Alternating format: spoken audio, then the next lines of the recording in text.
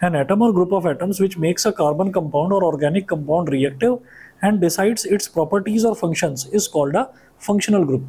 तो functional group में क्या है, फंक्शनल ग्रुप में हम ये कहते हैं कि या तो एक एटम हो या ग्रुप ऑफ एटम्स हो, उनको अगर हम किसी भी ऑर्गेनिक कंपाउंड में अटैच कर दें और उससे बच गया, ठीक है, उससे उससे वो या तो रिएक्टिव हो जाएगा, ज़्यादा रिएक्टिव हो जाएगा या कम रिएक्टिव हो जाएगा, उसको हम फंक्शनल ग्रुप बोलते हैं। तो हाइड्रोकार्बन्स में क्या होता है, अरे बस करो, हाइड्रोकार्बन में क्या होता है, हाइड्रोकार्बन में कार्बन होगा या फिर हाइड्रोजन होगा। तो कार्बन और हाइड्रोजन की हेल्प से बनने वाले जितने भी कंपाउंड्स हैं उनको हम हाइड्रोकार्बन्स बोल देते हैं या ऑर्गेनिक कंपाउंड्स बोल देते हैं। अगर कार्बन और हाइड्रोजन के अलावा भी कोई दूसरा ग्रुप उसमें जुड़ने लगे तो ऐसे ग्रुप को हम फंक्शनल ग्रुप बोलते हैं। तो फंक्शनल ग्रुप्स देखिए, सबसे पहला फंक्शनल ग्रुप है हेलो ग्रुप। फंक्शनल ग्रुप्स में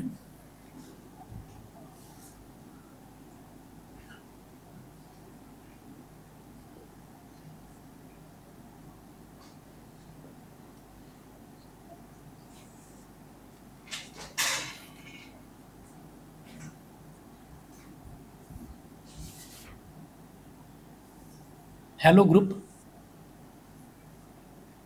इसको ऐसे बोल देंगे सिंगल बॉन्ड एक्स, ऐसे करके बोलेंगे। तो हेलो ग्रुप में क्या होता है, हेलो ग्रुप हम किसको बोलते हैं, हेलो ग्रुप हम बोलते हैं क्लोरीन को या ब्रोमीन को या फिर आयोडीन को। अगर क्लोरीन, ब्रोमीन या आयोडीन किसी भी हाइड्रोकार्बन कंपाउंड में जुड़ जाए तो हम उसको बोल देते हैं कि वो हेलोजिनेटेड हाइड्रोकार्बन बन गया। ठीक है, सुनिएगा, सिर्फ ये तीन ही हैं जो हेलोजेंस की कैटेगरी में आते हैं, सिर्फ ये तीन ही उसकी कैटेगरी में आते हैं, इसीलिए तो लिया, हेलोजन की कैटेगरी में तीन ही आते हैं। हाँ हाँ, वो ये है कि ये सिंगल बॉन्ड बनाते हैं और दूसरा उसके अलावा तीनों के तीनों ही नॉन मेटल है। ठीक है, ये होता है। फ्लोरीन नहीं होता, क्लोरीन, ब्रोमीन और आयोडीन तीन ही होते हैं बस। उसके बाद देखिए, the halo group can be chloro, bromo और iodo depending upon whether chlorine, bromine और iodine atom is linked to a carbon atom of the organic compound. ठीक, Thus, elements chlorine, bromine and iodine are collectively known as halogens. इनको collectively halogens बोल देते हैं। और general formula इसका होता है R single bond X, R single bond X, X can be chlorine, bromine and iodine. तो X इनमें से कुछ भी हो सकता है। अभी डिटेल में इसके एग्जांपल्स भी देखेंगे। फिलहाल पहला हेलो ग्रुप ये होता है कि अगर किसी भी कार्बन कंपाउंड में हमने अगर क्लोरीन जोड़ दिया या ब्रोमीन जोड़ दिया या आयोडीन जोड़ दिया तो हम उसको बोलेंगे कि वो हेलो एल्केन्स बन गया या हेलोजिनेटेड हाइड्रोकार्बन बन गया, ऐसा होता है। उसके बाद सेकंड देखते हैं, हेलो ग्रुप हो गया। हेलो ग्रुप के बाद में सेकंड है एल्कोहल ग्रुप।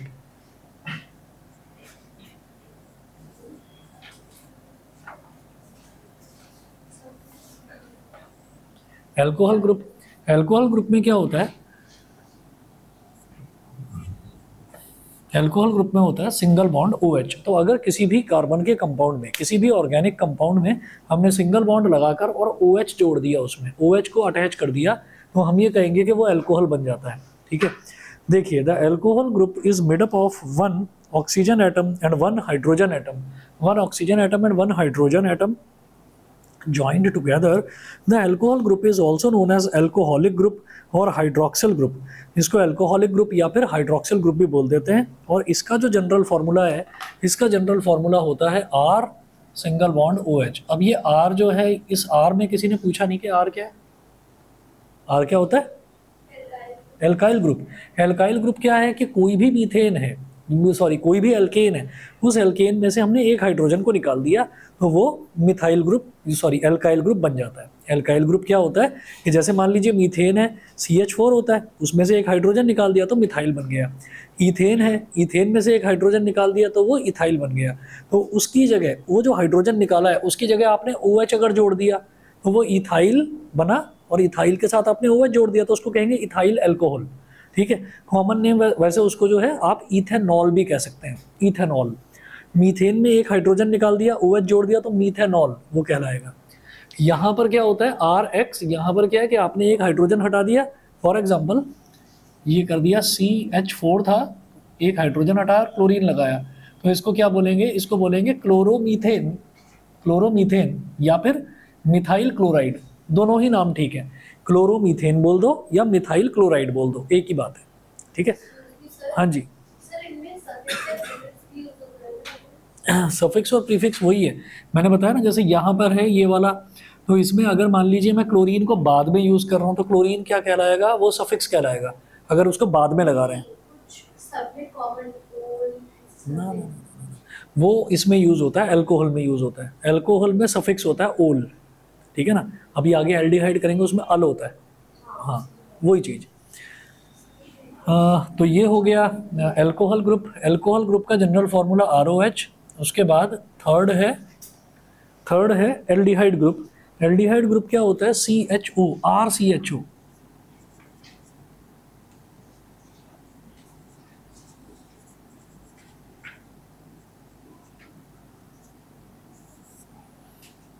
ये होगा R single bond CHO, R single bond CHO। तो इसमें ये जो CHO है, ये CHO भी ऐसे नहीं है कि आपने बस CH और O ऐसे ही सीधा सीधा लिख दिया, इसको लिखने का भी एक तरीका होता है। इसको कैसे लिखेंगे, इसको ऐसे लिखेंगे RC double bond O single bond H। Structure इसका इस तरह से बनेगा, लेकिन अगर कंपाउंड का नाम लिखना है तो आप उसमें सीधा सीधा CHO लिख सकते हैं, ठीक है।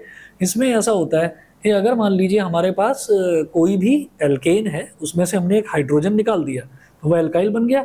एल्काइल बनने के बाद में हमने उसके आगे CHO जोड़ दिया, तो आप क्या करेंगे, अगर मीथेन है तो that will be called methanal, है ना, AL जुड़ जाएगा, अल्डिहाइड का शुरुआत का अल जुड़ जाएगा, तो मीथेनल, इथेनल, प्रोपेनल, ब्यूटेनल, ऐसे होता चला जाएगा।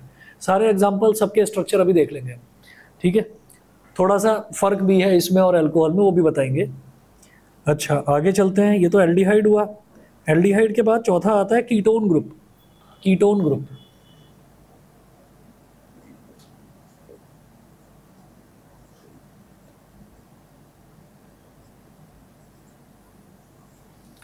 कीटोन ग्रुप में क्या होता है, कीटोन ग्रुप में हमारे पास दो एल्काइल ग्रुप्स होते हैं और CO बीच में जुड़ता है। मतलब ये ऐसे होता है, RCO R dash, RCO R dash, ऐसे होता है। और जो ये CO है ना, तो कार्बन और ऑक्सीजन के बीच में हमेशा डबल बॉन्ड ही बनेगा। क्यों बनेगा डबल बॉन्ड, क्योंकि ऑक्सीजन की वैलेंसी 2 होती है। हाइड्रोजन के साथ में सिंगल बॉन्ड क्यों बनता है, क्योंकि हाइड्रोजन की वैलेंसी 1 होती है, ठीक है। तो कार्बन और ऑक्सीजन के बीच में हमेशा डबल बॉन्ड बनेगा। इसको क्या लिखेंगे, स्ट्रक्चर कैसा होगा, R single bond C double bond O single bond R dash. ये हो गया कीटोन ग्रुप। R डैश क्यों यूज करा, क्योंकि जरूरी, अगर मैं R ही लिख दूंगा तो उसका मतलब ये हो जाएगा कि अगर मैंने इधर इथाइल यूज करा है तो इधर भी फिर इथाइल ही यूज करना पड़ेगा। ऐसा हो सकता है कि इधर इथाइल हो, इधर प्रोपाइल हो या ब्यूटाइल हो, मतलब दोनों जगह अलग अलग एल्काइल ग्रुप्स हो सकते हैं, ठीक है। अगर मैं दोनों ही जगह R लिख दूंगा, इसका मतलब तो मैंडेटरी हो गया कि दोनों जगह एल्काइल ग्रुप सेम वाले होने चाहिए। इधर मिथाइल है तो इधर भी मिथाइल ही होना चाहिए, इधर इथाइल है तो इधर भी इथाइल होना चाहिए, जबकि ऐसा नहीं है। तो इसलिए एक एल्काइल ग्रुप को R बोल दिया तो दूसरे वाले को R डैश बोल दिया। अब ये जनरल फॉर्मूला है, अब इसके एग्जांपल्स देखेंगे, एकदम मजे से क्लियर हो जाएगा सारा, कोई प्रॉब्लम नहीं है। अच्छा जी, इसमें जो सफिक्स यूज होता है, जैसे यहाँ पर मैंने बताया, यहाँ पर क्या यूज होता है, अल, यहाँ पर क्या यूज होता है, ओल, यहाँ पर क्या यूज होगा, ओन, है ना, ONE, वन, ONE वैसे तो वन बोलते हैं, ठीक है, लेकिन जब लिखेंगे उसको तो वो बोला जाएगा ओन, ठीक है। तो अगर मान लो प्रोपेन के आगे जुड़ता है तो प्रोपेनॉन, ब्यूटेन के आगे जुड़ता है तो ब्यूटेनॉन, हेक्सेनॉन, ऐसे ये बनेगा। अच्छा जी, उसके बाद है कार्बोक्सिलिक एसिड ग्रुप। तो कार्बोक्सिलिक एसिड ग्रुप में क्या है, पांचवा है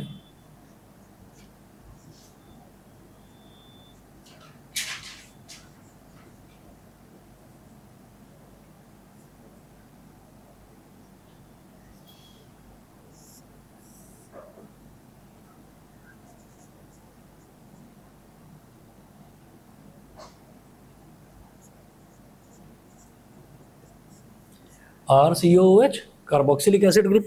कार्बोक्सिलिक एसिड ग्रुप में आता है COOH, COOH। इसमें क्या होता है, इसमें सफिक्स होता है, अच्छा स्ट्रक्चर इसका कैसे बनेगा,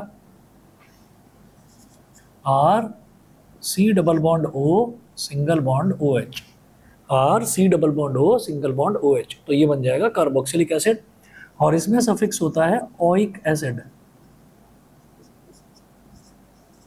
ओइक एसिड आपने सुना होगा, मीथेनोइक एसिड। मीथेनोइक एसिड वो होती है ना, ये मधुमक्खी, मधुमक्खी जब काटती है तो वो जो हमको एकदम से जलन होती है, इंटेंस पेन होता है, वो इसी की वजह से होता है कि वो हमारी बॉडी के अंदर मीथेनोइक एसिड जो है वो इंजर्ट कर देती है, इंजेक्ट कर देती है। तो methanoic acid, ethanoic acid, propanoic acid, तो जो भी एल्केन्स हैं उनके आगे ओइक एसिड ये लग जाता है, ये कहलाता है कार्बोक्सिलिक एसिड ग्रुप। उसके बाद में छठा बता रखा है एल्कीन ग्रुप, ये हम कर चुके हैं। उसके बाद सातवां बता रखा है एल्काइन ग्रुप, तो एल्काइन ग्रुप भी हम कर चुके हैं। ठीक है, अब शुरुआत करते हैं हम पहले वाले से, हेलो ग्रुप से। तो हेलो ग्रुप से बनने वाले जितने भी कंपाउंड्स हैं they are called halo alkanes, उनको सबको हेलो एल्केन्स बोलते हैं। तो हेलो एल्केन्स में देखिएगा क्या है, when one hydrogen atom of an alkane is replaced by a halogen atom we get a halo alkane also called halogeno alkane, ये भी कहा जाता है इसको। तो अब जरा देखिएगा naming of halo alkanes, naming of CH3Cl, naming of CH3Cl।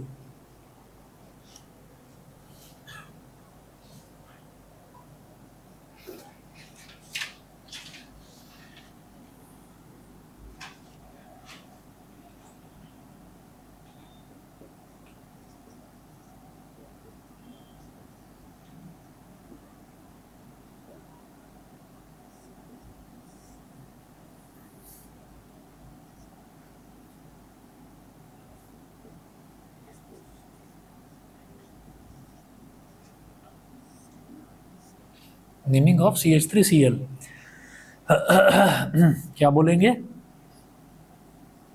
Chloro methane और अगर क्लोरीन को बाद में लिखना है तो क्या बोलेंगे, मिथाइल क्लोराइड। दोनों ही सही हैं, क्लोरोमीथेन बोल दो या मिथाइल क्लोराइड बोल दो, एक ही बात है। और स्ट्रक्चर कैसा बनेगा इसका, CH और HCH3 तो हो ही गया, और साथ में यहाँ पर Cl और आ गया, CH3Cl। ठीक है, क्लोरोमीथेन। उसके बाद आगे चलते हैं,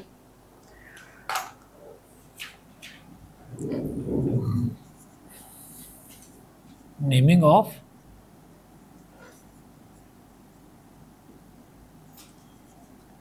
C2H5Cl। C2H5Cl हम जानते हैं, C2H6 क्या होता है, इथेन होता है, उसमें से एक हाइड्रोजन निकाल दिया तो क्या बन जाएगा, क्लोरो इथेन।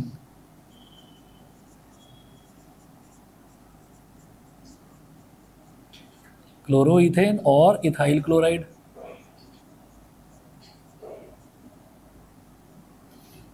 और जब इसके स्ट्रक्चर की बात करेंगे C2H5, तो पहले तो C2H5 बना लो, दो तो कार्बन हो गए, फिर H H और H, फिर H और H, बस अब तीसरा H नहीं लगाएंगे क्योंकि इसमें से एक H हमने निकाल दिया, वो H निकाल कर ही हम क्लोरीन लगा रहे हैं।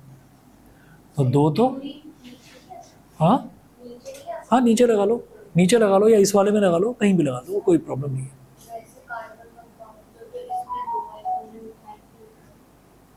कार्बन कंपाउंड दो कहाँ पर है, एक ही तो है, सी, वो Cl है, क्लोरीन है वो। ठीक है, चलिए,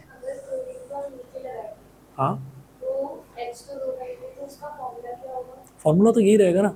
आपने क्या करा, आपने यहाँ पर क्लोरीन को नीचे लगा दिया, जब क्लोरीन को नीचे लगा दिया तो फिर एक H बचा, एक बॉन्ड बचा, तो यहाँ पर H यहाँ आ जाएगा, बस ये है। लेकिन हमने दूसरी जगह H की जगह थोड़ी लगाया है, H की जगह ही तो लगाया है भाई आपने, यहाँ पर ये CH3 था, और इधर भी तो CH3 होना चाहिए था, तभी तो C2H6 बनता, तो ये तो C2H5 बना। C2H6 क्या होता है, इथेन, डबल से दो ज़्यादा हाइड्रोजन, तो इथेन, तो इथेन में आपने एक हाइड्रोजन निकाल दिया, वो हाइड्रोजन आपकी मर्जी है, यहाँ से निकालो, यहाँ से निकालो, यहाँ से निकालो, एक हाइड्रोजन निकालना, उसकी जगह क्लोरीन चिपका देना है बस, और कुछ नहीं करना। तो ये क्लोरोइथेन बन गया इस तरह से, सही है। अच्छा जी, अगला देखिए, शुगर का स्ट्रक्चर तो मैं भी नहीं बता पाऊंगा, फॉर्मूला ये होता है, C12H22O11, फॉर्मूला ये होता है शुगर का, ये तो पता होगा शायद। याद ग्लूकोज का नहीं। C6H12O6, ठीक है। C12H22O11 ये शुगर का होता है। अच्छा जी, उसके बाद देखेंगे नेमिंग ऑफ सी। इस तरीके की लॉन्ग ना ना ना ना, अगर ये होता सिलेबस में तो मैं भी इसको पढ़ता, मैं पढ़ा ही नहीं है, इसको ज़रूरत ही नहीं है। आप सैम्पल पेपर उठाकर देखिए, पिछले साल के पेपर्स उठाकर देखिए, शुगर वुगर कहीं नहीं है। आगे देखिएगा, आगे चलते हैं। अगला है नेमिंग ऑफ C3H7Cl। तो नेमिंग ऑफ C3H7Cl, C3H7Cl। हाँ जी, वैसे क्या होता अगर हम कहते कि प्रोपेन क्या होता कि कार्बन के 3 हैं, हाइड्रोजन के कितने हैं, उसके डबल से 2 ज़्यादा, तो 3 का डबल क्या 6, 6 से 2 ज़्यादा मतलब 8, तो C3H8 होना चाहिए था। H8 एक हटा दिया तो 7 रह गया और एक क्लोरीन लगा दिया। और स्ट्रक्चर देख लीजिए, नाम तो आपको समझ में आ ही गया होगा, लिखने की जरूरत है क्या, क्लोरो प्रोपेन या फिर प्रोपाइल क्लोराइड, या तो ये हो गया। और स्ट्रक्चर भी देख लीजिए, वो भी आसान ही है, 1 2 3, ये 3 हो गए। हेलो, हाँ जी, नमस्ते जी। जी मेरे को अभी देखना पड़ेगा थोड़ा सा अब, हाँ पर मेरे को थोड़ा सा टाइम लगेगा, मैं भी पढ़ा रहा था। आधे घंटे में बता दूं, है ना, बताता हूँ, ठीक है जी, ओके। हाँ जी, सर KMNO4 प्लस H2SO4 का फॉर्मूला। KMNO4 plus H2SO4। अच्छा, इसमें जो है ना, हमारा जो नॉर्मल डिस्प्लेसमेंट है वो तो काम कर नहीं रहा है, क्योंकि हमने वो वाले कंपाउंड्स नहीं देखे हैं। एक दो एक्सेप्शनल केस हमने देखे हैं, जैसे NaHCO3, NaHCO3। लेकिन इसमें भी हम ये बोलते हैं कि जो ये HCO3 है ना, ये हाइड्रोजन कार्बोनेट आयन होता है। और ये क्या होता है, अच्छा ये है क्या, ये क्या है, बेकिंग सोडा। तो सोडियम की वैलेंसी होती है 1+, और HCO3 हाइड्रोजन कार्बोनेट आयन की वैलेंसी होती है 1-। इसका 1 इसके साथ आया, इसका 1 इसके साथ आया। अब यहाँ पर MnO4 कोई अलग से आयन नहीं होता, तो यहाँ पर पोटेशियम भी जुड़ रहा है, ये जो मैंगनीज है ये भी जुड़ रहा है, और ऑक्सीजन भी जुड़ रहा है। तो इसका स्ट्रक्चर किस तरीके से बना है और इसमें हम आयंस को कैसे तोड़ेंगे, ये मुझे भी नहीं पता, ये मुझे भी नहीं पता। KMnO4 है और साथ में H2SO4 है, तो H2SO4 को तो हम ब्रेक कर सकते हैं, H1+ और SO4 2-। लेकिन इसको कैसे ब्रेक करेंगे ये नहीं पता। सर ये पॉलीमर था और इसमें एक और कंपाउंड है H2SO4 के साथ। एक्चुअली KMnO4 ना इस तरह से नहीं दे रखा होगा, KMnO4 जो एरो है ना, एरो के ऊपर लिखा हुआ होगा, ऐसे K2Cr2O7 भी होगा फिर। नहीं वो तो potassium dichromate extra. Potassium dichromate जो है वो भी इसकी तरह कैटलिस्ट की तरह यूज होता है, ये भी कैटलिस्ट की तरह यूज होता है। मेरे को दिखा देना एक बार क्वेश्चन, मैं देखकर बता दूंगा, क्योंकि एज सच ये जो डायरेक्ट है ना, देखिए ना तो ये मेटालिक कंपाउंड है, ठीक है, ना ये नॉन मेटालिक कंपाउंड है, ये एसिड जरूर है, लेकिन इसको मैं बेस नहीं कह सकता क्योंकि मुझे पता नहीं है कि ये बेस है या क्या है। और अगर ये बेस है तो भाई फिर इसमें जो है ना OH आना चाहिए था। हमने जो बेस देखे हैं उनमें सब में OH आता है, लेकिन हमने कुछ एक्सेप्शनल केसेस भी देखे हैं, जैसे Na2CO3, सोडियम कार्बोनेट बेस की तरह बिहेव करता है, लेकिन उसमें OH नहीं आता। तो वो कुछ एक्सेप्शनल केसेस हमने मेटल नॉन मेटल में देखे हैं, एसिड बेसिस में नहीं देखे। तो इसलिए ये रिएक्शन क्या होगा मैं एग्जैक्टली नहीं बता सकता।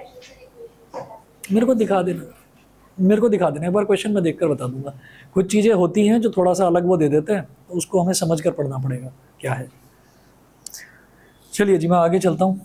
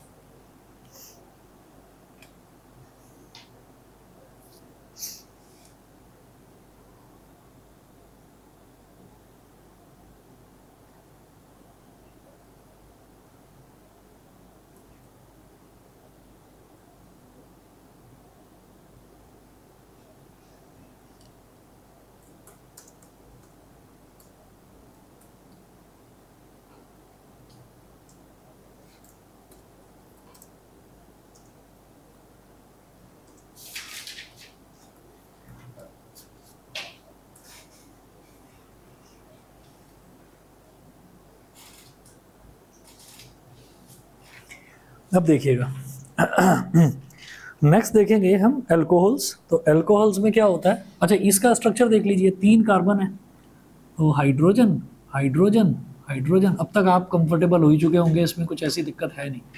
इधर 3 हाइड्रोजन थे, एक हाइड्रोजन हटा दिया, उसके साथ क्लोरीन लगा दिया।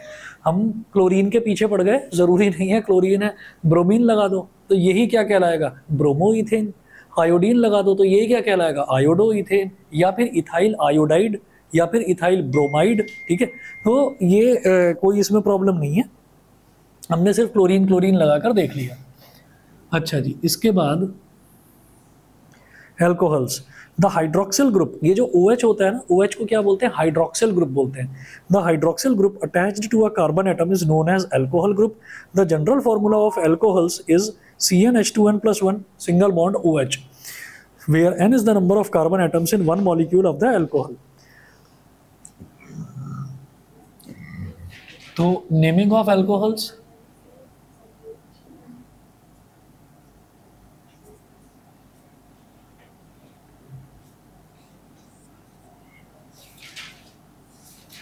नेमिंग ऑफ एल्कोहल्स, तो इसमें हो गया naming of CH3OH, naming of CH3OH। तो जरा देखिएगा CH3OH में क्या होगा,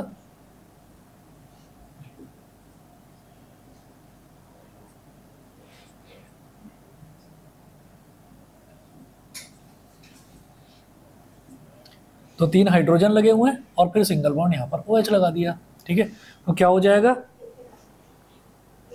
मीथेनॉल।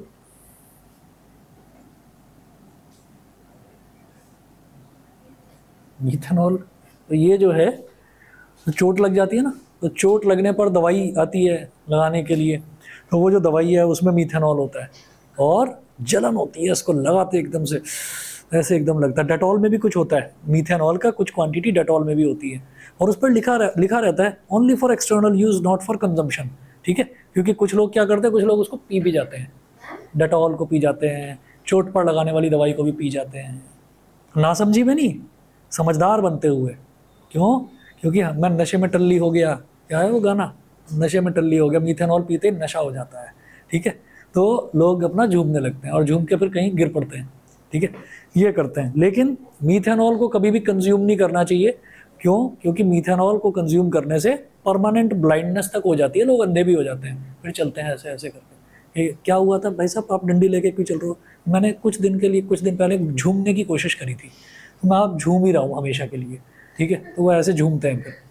और आपने देखा होगा कोविड में हर बैग में, हर पॉकेट में, हर इंसान के घर के बाहर वो रखा रहता था सैनिटाइजर, उस पर भी लिखा रहता था यह पीने के लिए नहीं है, उस पर लिखा रहता था नीचे, अगर आपने ढंग से पढ़ा हो जो इंग्रेडिएंट्स हैं, क्योंकि उसमें तो इथेनॉल होता था, इथेनॉल से तो बनती ही विस्की है, अगला इथेनॉल ही देख रहे हैं, इसने तो न जाने कितनों को बर्बाद कर दिया। फॉर्मिक एसिड का HCOOH, फॉर्मिक एसिड ही मीथेनोइक एसिड है, वही मधुमक्खी जो काटती है, काटा है कभी, अरे तो ये तो एक्सपीरियंस सबको लेना है, काटा है कभी नहीं,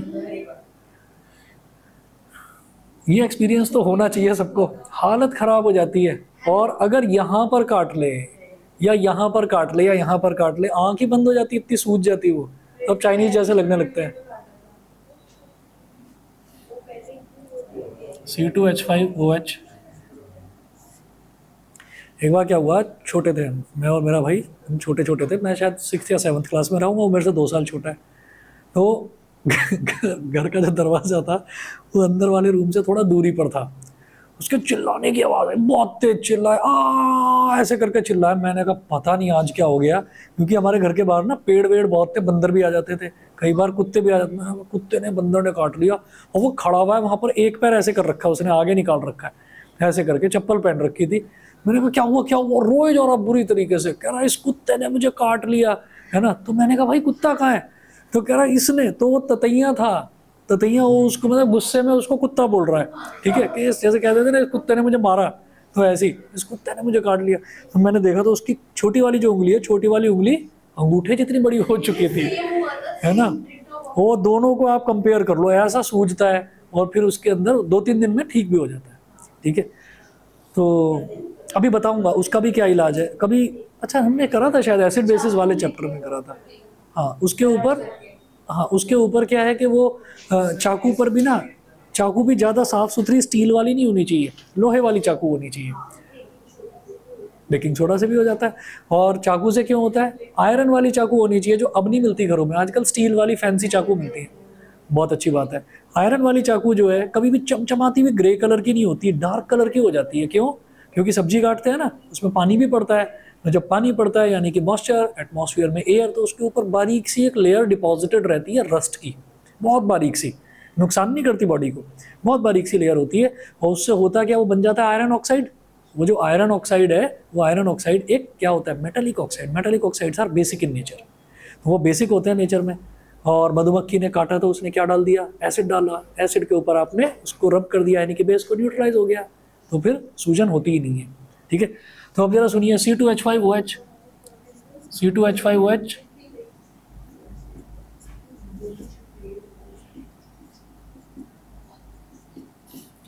ठीक है जी। C2H5OH ये वो है जिसके ऊपर हनी सिंह के गाने बनते हैं, तो ये वही है, प्योरली ये वही है। पी के टल्ली हो गया, नशे में टल्ली हो गया, वही वाला। इथेनॉल, इथेनॉल बोल देते हैं या इथाइल अल्कोहल बोल देते हैं। ठीक है जी, आगे चलते हैं। तो C2H5OH satisfies the formula of this, therefore this also known as ethyl alcohol। आगे चलते हैं, C3H7OH, C3H7OH जो है वो है प्रोपेनॉल।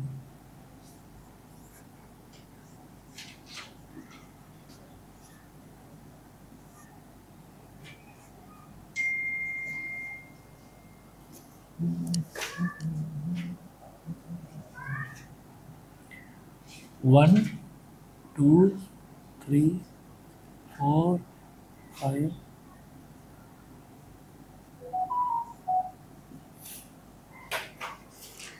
ये हो गया। This is called propyl alcohol या फिर प्रोपेनॉल।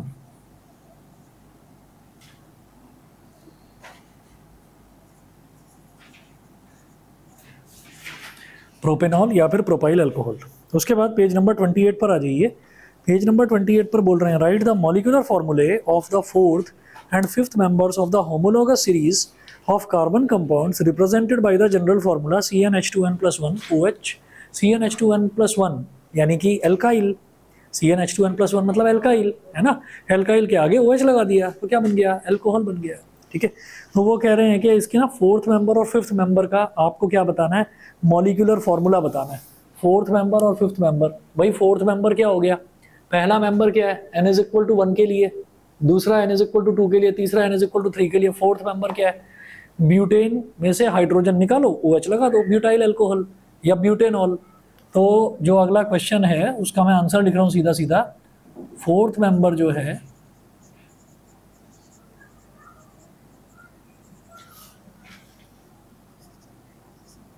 C4, आगे डबल से 2 ज़्यादा, डबल 8, 9 हो गया है ना। C4H10 होगा, उसमें से एक हाइड्रोजन गायब कर देना, तो C4H9OH हो गया। उसके बाद वो बोल रहे हैं पांचवा मेंबर बताओ,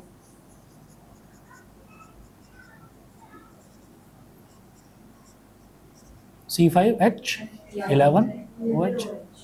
ठीक है, इसको क्या बोलेंगे, ब्यूटेनॉल।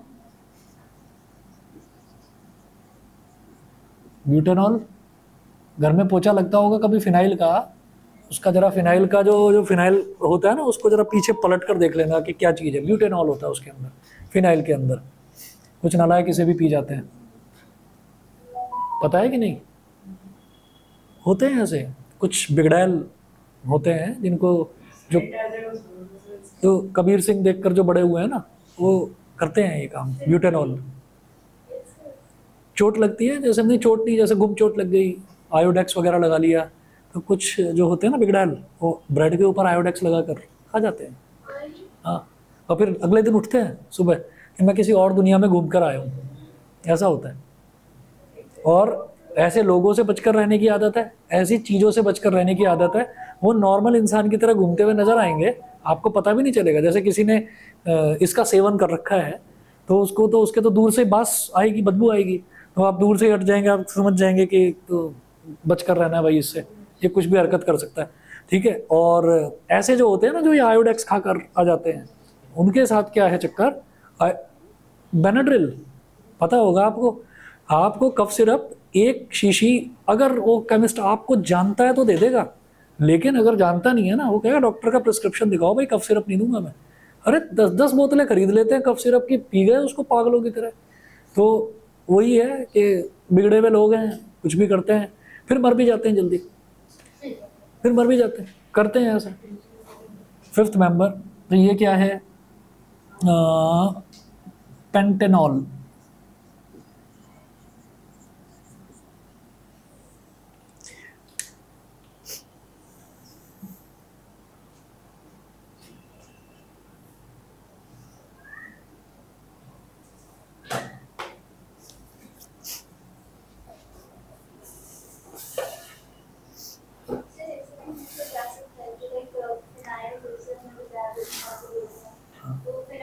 फिनाइल का एक, फिनाइल का जो है ना, यही है, यही है फिनाइल का ना एक।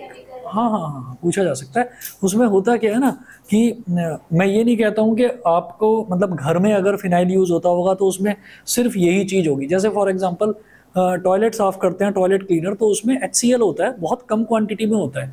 वो इस वजह से कि भाई अगर हम हार्पिक डाल रहे हैं, है ना, कमोड को साफ करने के लिए हम हार्पिक यूज़ कर रहे हैं, तो हार्पिक यूज़ करते पता चला यार किसी के पैर पर गिर गया, किसी के हाथ पर गिर गया, अगर वो कंसनट्रेटेड HCl होगा उसमें तो बंदा ही जल जाएगा। ये टॉयलेट साफ कर रहा था जी, जल गया, है ना। तो ये नहीं होना चाहिए, तो उसको थोड़ा सा ना डाइल्यूट करके उसके अंदर और दूसरे डिटर्जेंट वगैरह मिक्स करके वो डालते हैं। इसी तरह से जो फिनाइल है, अब फिनाइल में लिखा हुआ है, उसमें लिखा हुआ है 1 बाल्टी पानी में कृपया 1 ढक्कन फिनाइल यूज़ करें। अब अगले ने पता चला पहले तो फिनाइल झोंक दिया उसके अंदर, फिर उसके ऊपर बाल्टी में पानी डाल रहे हैं, उल्टा काम कर रहे हैं, उल्टा काम कर रहे हैं, ऐसी ऐसी आवाज़ें आ रही हैं उसमें। तो फिर इस चीज़ का ध्यान में रखते हुए कि हर तरीके का क्रैक आदमी हो सकता है या क्रैक काम वाली हो सकती है, तो उसमें फिर वो क्या करते हैं कि भाई वो डिटर्जेंट थोड़ा ज़्यादा यूज़ कर देते हैं, उसमें कुछ फ्रेगरेंस डाल देते हैं कि घर में भीनी भीनी खुशबू आएगी इससे पोछा लगाने के बाद, तो वो डाल देते हैं और ये ब्यूटेनॉल की क्वांटिटी थोड़ी सी कम कर देते हैं। होता है ऐसा। अरे पढ़ते नहीं है वो, आजकल आपने सुना होगा ना, जो सब्जियां वगैरह होती हैं, कहते हैं अच्छा आ गया ये फिर से।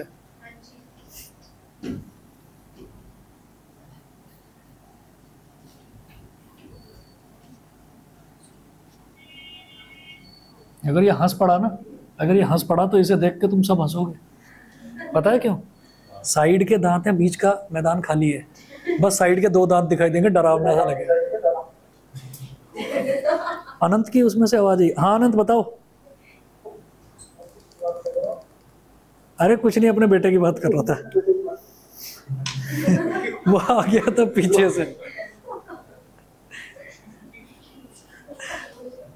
चलिए चलिए जी, आगे चलते हैं।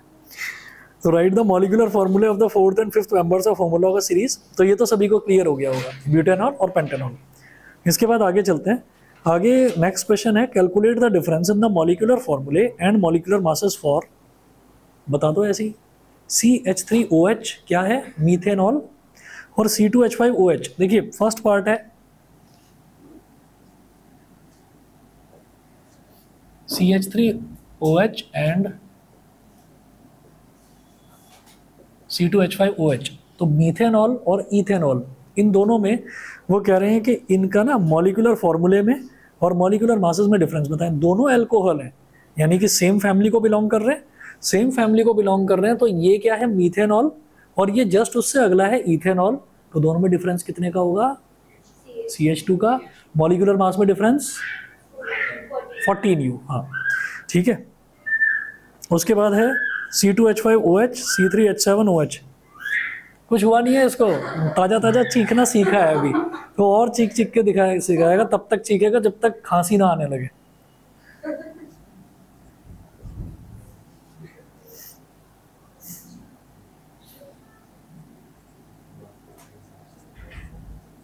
C2H5OH and C3H7OH।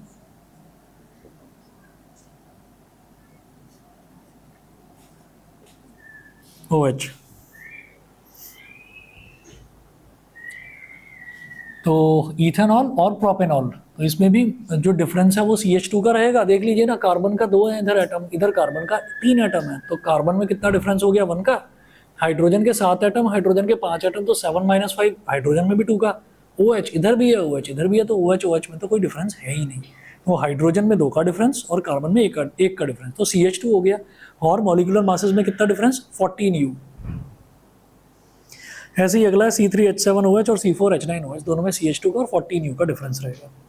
ठीक है, और इसी सबको करके दिखा दिया यहाँ पर, मॉलिक्यूलर मासेस कैलकुलेट करके दिखा दिया है।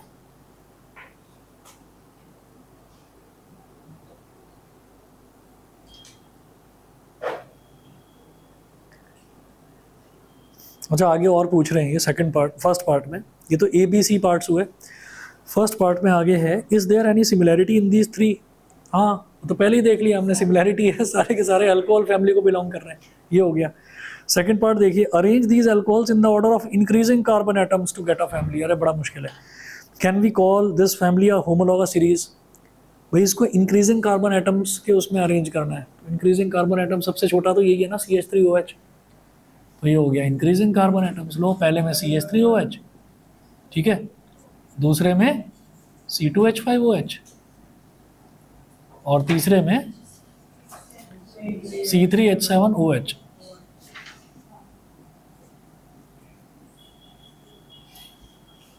ये है। Can we call this a family, can we call this family और होमोलॉगस सीरीज? हम कहेंगे हाँ, कह सकते हैं, क्योंकि 14U का डिफरेंस और CH2 का डिफरेंस है, तो होमोलॉगस सीरीज हो गई। आगे चलते हैं जी, अगला है aldehydes. Aldehydes are the carbon compounds or organic compounds containing an aldehyde group, CHO group, attached to a carbon atom. The general formula of aldehydes is CnH2nO. ये कैसे बना ये बताता हूँ अभी।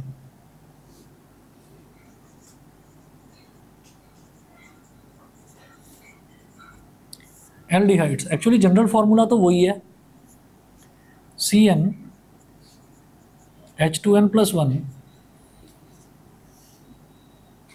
और CHO।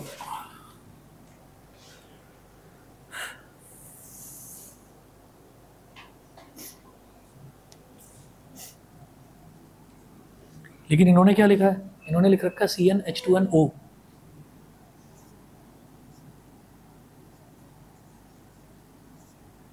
CnH2nO, ये ऐसा कैसे लिखा, ये देखिएगा। पहले नेमिंग देखते हैं इसकी, नेमिंग से आपको समझ में आ जाएगा।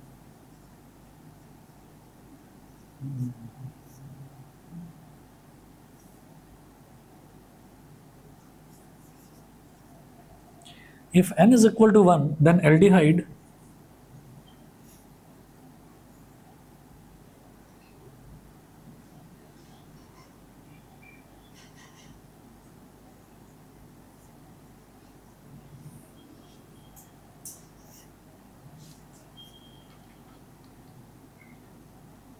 C1H2 × 1 सिंगल बॉन्ड CHO, तो CH3CHO इसको क्या बोले, मिथेनल, मिथेनल बोले, मिथेनल बोले। एक्चुअली क्या है कि कार्बन एटम ना 2 आ गए, कार्बन एटम 2 आ गए, तो मिथेनल ना बोलकर इसको इथेनल बोलेंगे। ठीक है, मिथेनल ना बोलकर इसको इथेनल बोलेंगे। और since there are 2 carbon atoms,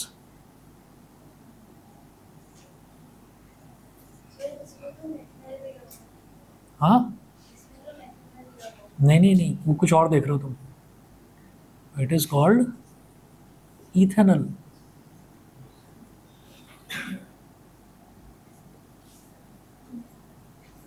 तो ये क्या है, अगर n इज इक्वल टू 1 है, अगर n इज इक्वल टू 1 मतलब नंबर ऑफ कार्बन एटम अगर 1 है। अब अगर मैं कार्बन एटम लगाता ही नहीं हूँ, अगर मैं कार्बन एटम लगाता ही नहीं हूँ और मैं कर देता हूँ CHO और उसके आगे बस H लगा देता हूँ, HCHO। हाँ, आ रहा हूँ अभी।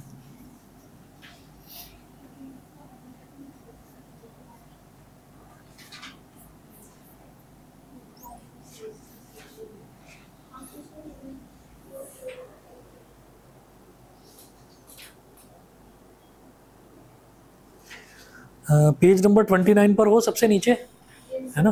तो देखिए क्या लिखा हुआ है, नेमिंग ऑफ HCHO है ना, और मैंने क्या लिखा है यहाँ CH3CHO। अरे वो भी मैं बता रहा हूँ अभी, उस पर भी आता हूँ अभी, रुको जरा।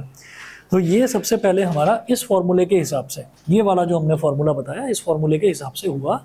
अच्छा, तो ये हो गया हमारे पास ethanol, n is equal to 1 था, n इज इक्वल टू 1 लिया ना, लेकिन कार्बन एटम एक हमारे हिसाब से हुआ, इस फॉर्मूले के हिसाब से, यहाँ ऑलरेडी एक कार्बन एटम और है।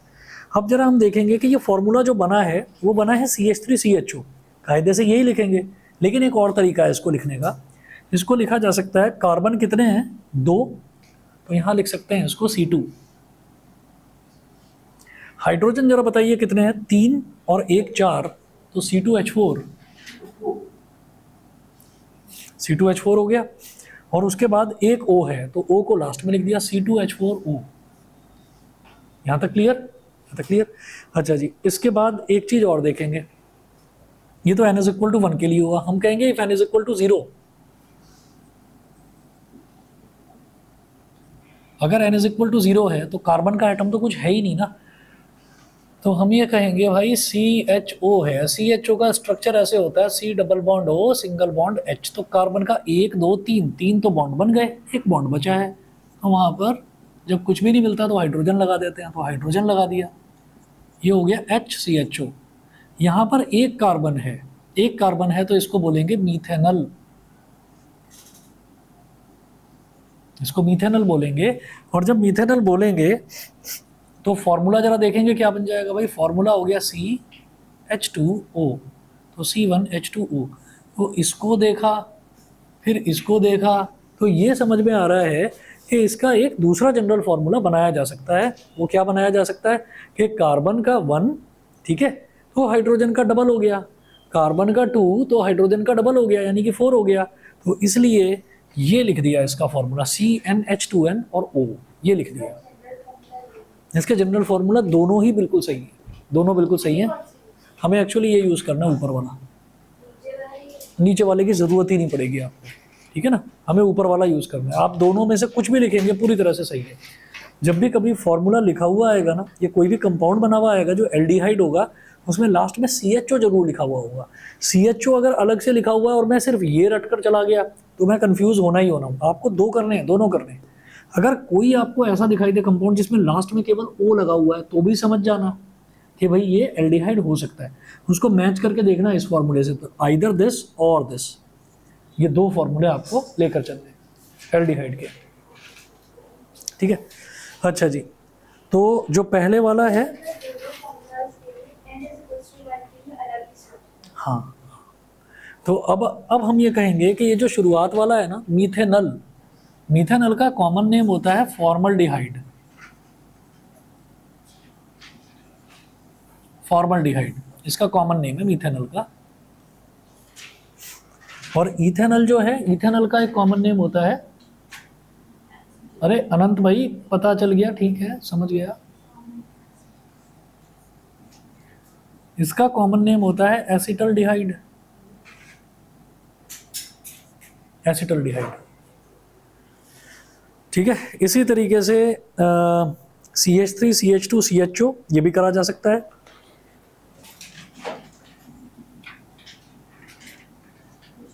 अगर n इज इक्वल टू 2 हो तो C2H5 CHO, C2H5 CHO, तो कार्बन कितने हो गए, 3 हो गए, तो इसको क्या बोलेंगे, प्रोपेनल। स्ट्रक्चर कैसे बनेगा,